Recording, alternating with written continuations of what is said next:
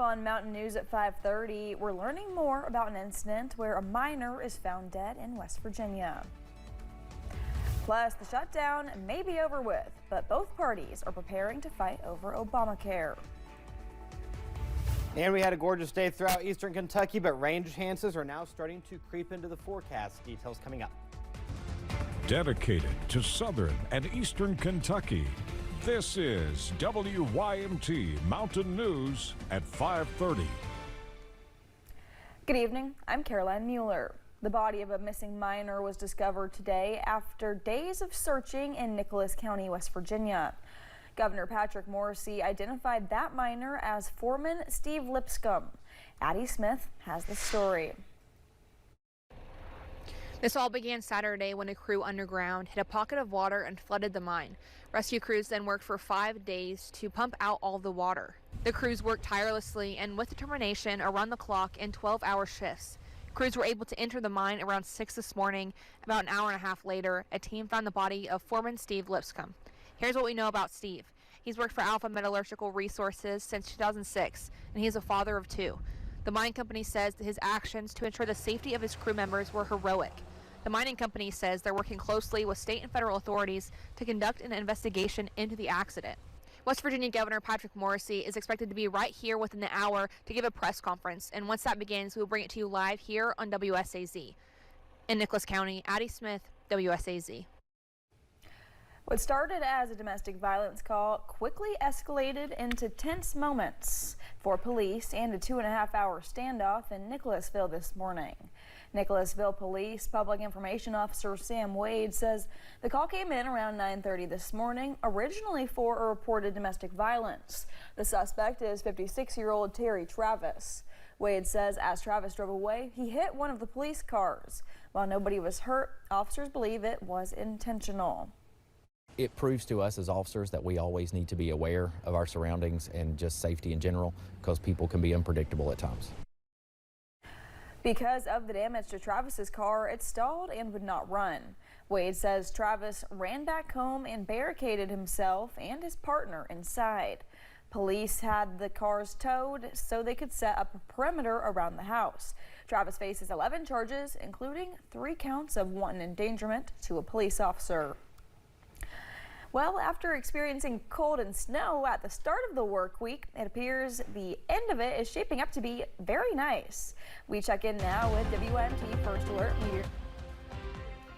Weather whiplash. That has been the main story for the past several days. We had temperatures last week in the 70s, dropped down to the 20s for the high end, even low 30s. Now we're going back up into the 60s and 70s. Right now, we're in the mid-50s in Powell County near Stanton. We have plenty of sunshine. First Alert Live pinpoint Doppler radar is quiet, so there's a little bit of good news right now. High pressure is in control throughout not just eastern Kentucky, but the entire Commonwealth. We're on the leading edge of that high pressure system. That's what's keeping that wind out of the north and northwest. Right now, look at the temperatures in the 50s and 60s. Low 60s near Somerset, 60 in Monticello, 52 in Boonville, 55 the Double Nichols and Hazard, 48 is the current temperature in Whitesburg. So if you have plans this evening, we'll stay mainly clear. We'll see temperatures going into the mid 40s by the 9 o'clock time frame, low to mid 40s by the time you join us tonight for Mountain News at 11. But rain chances are entering the forecast. Details coming up in the First Alert forecast in a few minutes. Caroline.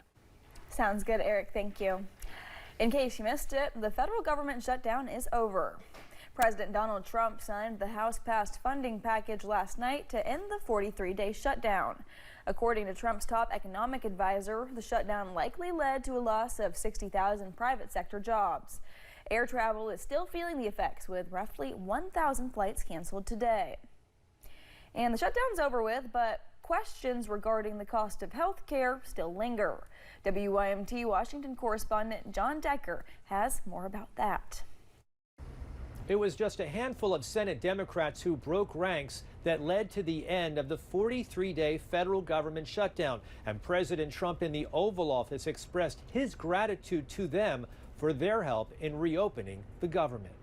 I want to also thank the 8 Senate Democrats who finally did the right thing in voting to end this craziness, this madness. As part of the deal that reopened the government, Senate Majority Leader John Thune committed to having a vote in the Senate on December 16th on whether to extend expiring subsidies for insurance premiums purchased under the Affordable Care Act. It's a disaster.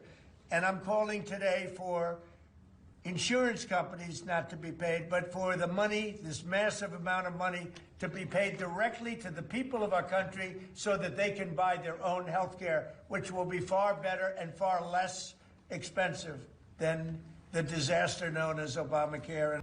The president has not offered details on how Americans can purchase better and cheaper health insurance. More than 20 million Americans get their health insurance through the Affordable Care Act, and without those federal subsidies, insurance premiums will skyrocket. While congressional Democrats appear united in pushing for a subsidy extension, there is some division among Republicans.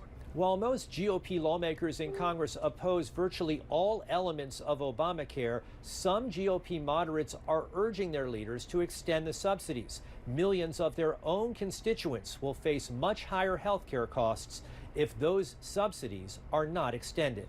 At the White House, I'm John Decker.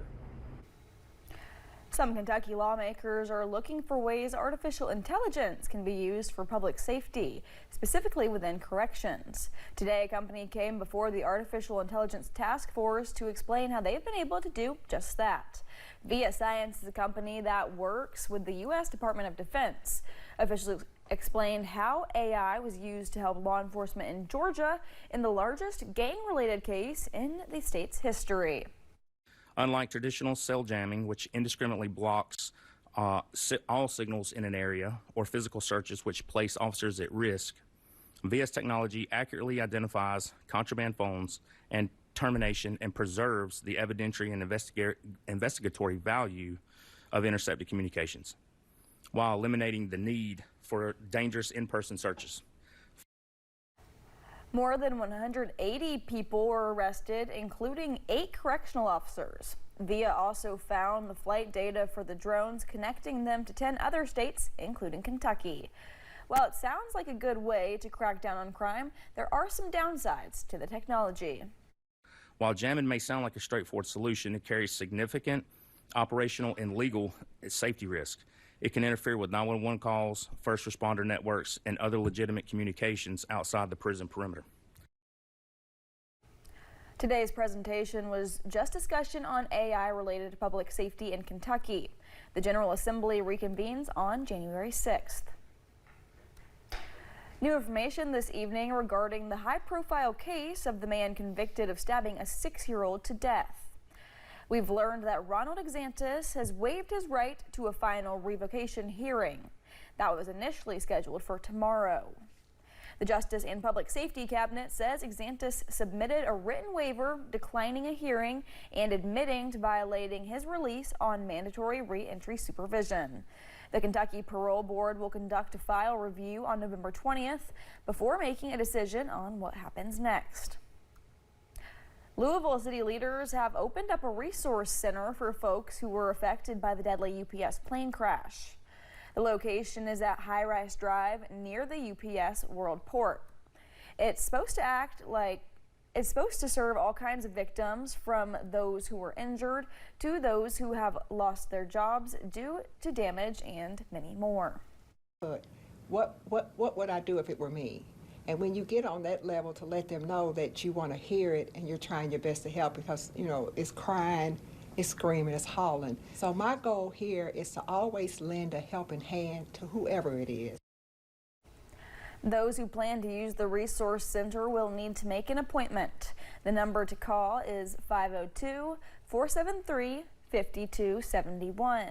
That hotline will be open from 7 a.m. to 9 p.m. every day, aside from Sunday. Greenup County Schools will now be without a superintendent and possibly a majority of its school board. During a special session at a Board of Education meeting, the board voted to demote Superintendent Tracy Morrissey to an undetermined position in the district. 3 board members also announced their intention to resign: Chair Mary Kay McGinnis, Rourke, Co-Chair Lance Warnock, and board member Sandy Mosser. That would leave the board with just 2 members remaining. Now we know why those resignations are happening. Greenup County School District Attorney Jim Lyon says the vote comes after text messages between Superintendent Moreci and board members that were derogatory of special needs children in the district were made public because of a civil lawsuit. The attorney will be meeting with the remaining board members to discuss when they will accept the resignations for the other 3 board members over the next few days. This year, West Virginia schools say they will need $252 million to pay for security upgrades for the state's nearly 700 public schools. Yesterday, the West Virginia Board of Education received an update on the status of school safety measures. In last year's report, the Board of Education said about 270 schools still needed man traps. This year's report shows that number dropped to about 230. Counties and superintendents are seeing the value of safety and prioritizing it because we want to keep our kids safe is a goal. State Department of Education leaders will brief lawmakers on school safety needs before the 2026 legislative session. That's when the legislature will determine the level of public education funding and school safety funding. The government reopening has many wondering when things will return to normal, especially for air travelers. In Lexington, some travelers are concerned about delays and cancellations, but Bluegrass Airport has been operating as usual despite some cancellations from connecting airports. U.S. Transportation Secretary Sean Duffy announced yesterday 6% of scheduled flights at America's 40 busiest airports will remain canceled for the time being. It's been really hard for us as employees here at the airport to see our colleagues that are federal employees not being paid. So for us, this is a huge relief. While Bluegrass Airport has not seen staffing interruptions, they have experienced at least 1 cancellation per day since the shutdown. Coming up on Mountain News at 5:30, one former NFL star was in court in relation to an attempted murder charge. And in the world of weather, all is quiet now, but shower and storm chances are in the forecast. Details coming up. A deadly